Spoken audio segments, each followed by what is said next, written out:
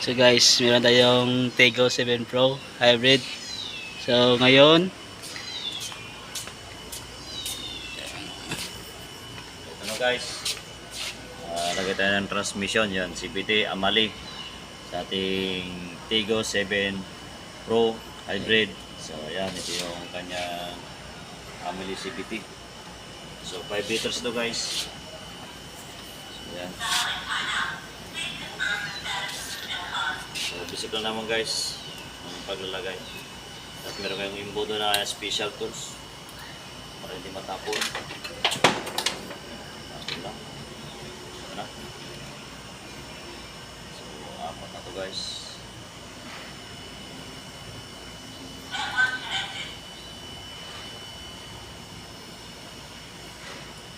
So yan lang muna. Tapos nalagyan na namin stick nya. Ayan, so okay na guys. Sumobra konti pero tama-tama na yun guys kasi pantaran pa natin ito guys. Painitin natin. Mga 4 liters. Malagay natin CVT. Mali. Namin kanyang 48 volts kasi hybrid ito. So ito yung papalit namin bago. Ito, hybrid na battery pack nya guys. Si Donald Trump. Kasi ito guys, sira na ito. Ito rin yung pinakita sa inyo kung paano ginawa ko dyan ng perform. So mataas kasi ang prosesyo, kailangan namin baklasin na at tatanggalin na yan kasi sira na talaga ito guys. So na-diagnose na namin yan guys. So hindi ko na pinakita. So basic na naman. So ito naman yung bago. So, okay, kas left to.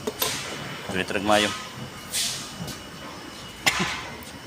Ito yung guys, yung positive at saka ito naman yung negative. Ayan o, negative to guys, negative. Ayan. So ito negative nya, ito guys, ito yung positive. Ayan o. Okay, so yan guys, nalagay ko na yan yung 48B. Ito na natin repeat ito natin negative na positive. Okay guys, so ganyan muna guys. So dito subukan muna natin dito.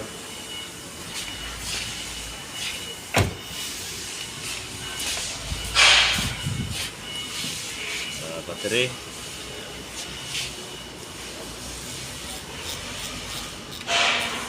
Try natin paandarin. Paandarin ang unit.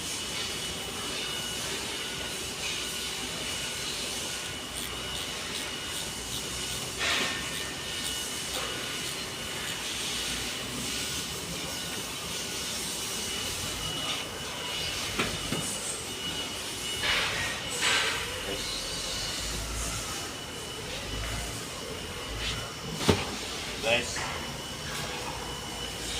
matagal din, malapit ng isang taon din na tambay itong unit.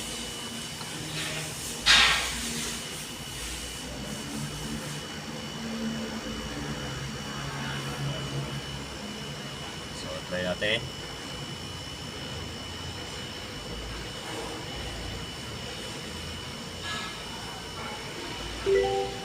Patong ba?